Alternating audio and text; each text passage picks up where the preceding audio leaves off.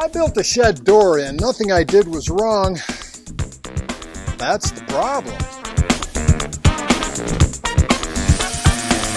Oh, a mic! And what did I do now? Built a door for my shed. How did I build it? Like everybody else, which I assumed meant correct. It works perfectly, and then I realized I never questioned whether it needed to be built this way. This was by far the most technical thing on the whole project, which sounds more impressive than it is. You can't just cut it out, slap it together, and screw on hinges. You have to consider clearances, squareness, plumbness, waterproofness, and most importantly, happiness. I didn't realize I was already overthinking it. It's a door. Well, it's not really a door, more of a barn door. I had to remind myself of that a few times. I am Jack's pensive foreboding. Time to build a door, or more like a giant heavy wall that has to swing. If you plan properly, the door can come out of one piece of siding to save money. My 36 by 78 inch door is cut out of a piece of LP SmartSide siding. The non-door piece can then be mounted to the shed. Next, the bottom plate in the doorway can be cut away using a reciprocating saw. This is actually a critical step because... Now the door assembly can begin. The top side and bottom get inset for weather sealing. The hinge side stays flush. I built the frame to allow a 1/4 inch gap on the top and hinge side and a 1/2 inch gap on the latch side and the bottom. I used 4-inch screws into the end grain. This holds pretty well but may not last. Pocket screws would have been better. Glue would have been a good idea. The middle support is in place. This will be needed for the middle hinge and latch. The frame is clamped down to keep it square. Then a few screws are put in to hold it in place. Diagonal braces are used to prevent sagging. Why might it sag? Because this door is heavier than my Uncle Frank after Thanksgiving. The diagonals are screwed in. Glue would have been a good idea. I rented a crane which I used to flip over the door. Now the rest of the screws can secure the siding to the frame. The door is painted. I don't have any tips for painting. Do 2 coats. That's my tip. 2 1/2-inch shims are screwed down on the floor to establish the gap on the bottom. Next, the door needs to be lifted into place. It's getting a little heavy and the rental company took their crane back, so I got a few friends to help. Speaking of friends, are you one? If not, there's a subscribe button that will fix that. A piece of wood was screwed on top that can be rotated and keep the door from falling down. Everything looks good, so the door was removed and the side trim pieces screwed on. With the door back in place, the outside trim is positioned using 1/8-inch shims. All the horizontal moldings are installed. The hinges are installed, ensuring they hit the frame, they are plumb, and they all line up. I used this self-latching fingertip release gate latch, which worked great, but it needed a shim to line up correctly. I later replaced the screws with black ones. Stay until the end because I discovered this latch is actually dangerous.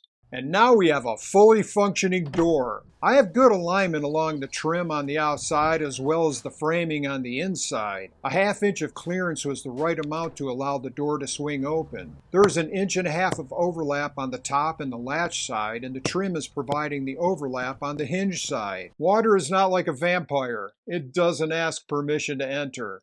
But best of all, it works. But it's like opening a bank vault.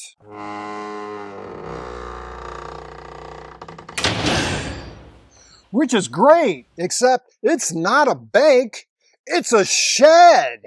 Has anyone actually stopped to consider if we should build a shed door the way everybody builds a shed door? I think people just assume a shed door should be heavy, but how heavy? It's an average size, 3 by 6.5 feet. An LP SmartSide panel weighs 45 pounds, making the section for my door 30 pounds. An 8-foot 2x4 weighs about 10 pounds. The sides, top, middle, and diagonals of my frame is 29 feet, making it 35 pounds. There is 20 feet of trim that weighs 15 pounds, maybe 5 pounds for screws and paint, and suddenly you have an 85-pound door. When you're used to pushing your 25-pound office door closed, you feel it when you triple the weight. It feels more like you're entering a dinosaur park.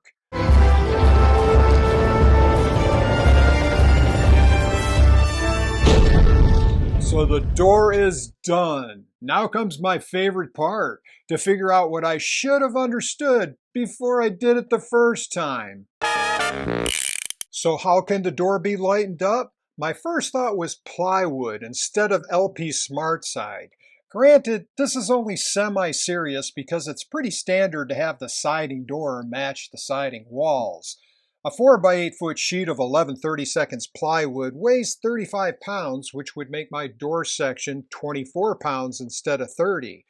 That's a savings of 6 pounds, but LP SmartSide is chemically treated to handle outdoor environments, and the plywood would need several coats of primer and paint. So I could save 5 pounds with standard plywood, but then my shed door would look like a mismatched patch job. We want a lighter door, not an ugly one. The other weight consideration is obviously the 35-pound frame. Yes, this is a repurposed prop. My first thought was replacing the 2x4s with 2x2s. The problem is, even if you manage to find straight ones in the store, 2x2s are perfectly square and have no dominant structural direction to fight off internal wood tension. Meaning, as the seasons change and the moisture shifts, a 2x2 will almost always warp, cup, and twist itself into a corkscrew, pulling the entire door out of alignment. The other alternative is surprisingly, 1x4s. You might at first think they are worse than 2x2s, but they have advantages. Because they are only 3/4 of an inch thick, they're flexible, and when screwed to the siding, they'll flatten out. And the secret weapon is glue. Once you add wood glue, the wood fibers of the 1x4 and the siding fuse together. This creates a laminated composite in a solid 1 1/8 inch structure. Lamination is really cool. I could do a whole video about it. I can tell I'm losing you, so moving on. Yes, you still need that diagonal Z-brace to stop gravity from turning your rectangle into a parallelogram. The weight savings is actually significant. A 1x4 frame drops our wood weight from 35 pounds down to just 14, resulting in a 60-pound door. Saving 30% of the door's total weight is a big win, both for construction effort and long-term sagging weight. Anyway, that's how I'd do it, in hindsight. To be clear, I looked at dozens of videos on the internet, and for the most part, they all build doors the same way. I mean, I was expecting some kind of variety, or at least an outlier. Nope, all the same. The only real differences I saw was sometimes they would mount the flat face of the 2x4 against the siding. One used hardware instead of diagonals, and more than a few put OSB on the inside as well as the outside, making a damn monster. Am I the only one on the internet suggesting that shed doors should be built in a different way? If I am, that gives you an excuse to like this video. And if I'm not, well, I don't know, you better give me that guy's name, but first, like this video. Or just leave a comment. I love to be corrected. But before you get too harsh, it's just a shed. Oh, hey, I've got a fan online. Hey, fan, did you like the video? I adore the splendor that does adore this mighty conquistador among troubadours and labradors. Wait a minute, what was your video about? Thanks, fan. So why is this latch dangerous? It's a gravity lock, which is why I bought it. Push the door closed and it latches. Real convenient. However, if you're inside the shed, say recording scenes of you pretending to push open a super heavy door, but the wind closes the door on you and it latches and it's 100 degrees in the shed and your phone is on a tripod outside recording your certain demise by heat stroke, Probably not the best choice in Latches.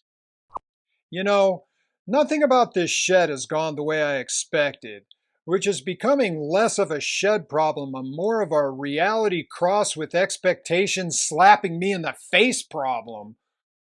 But like I always say, if life's not slapping you in the face, you're not building a shed. What might slap me in the face next time? Soffits? Moldings on compound angles? How is that going to go? Subscribe and find out. What did Mike do now? Is every Wednesday, noon Eastern. What other surprises have I had on the shed? Windows. Oh my God, those damn windows. Why am I so distraught over the windows? It's too painful to relive. You'll just have to watch the video. Is there such a thing as shed therapy?